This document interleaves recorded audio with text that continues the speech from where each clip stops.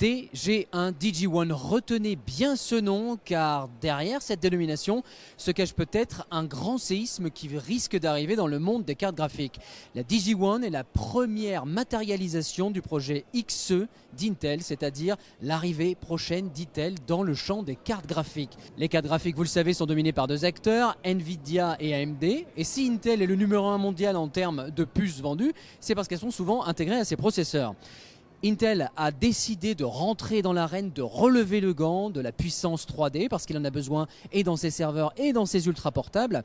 Et nous avons eu la chance d'être invités pour faire non pas une première prise en main mais plutôt une découverte de ce que va être le projet DG1.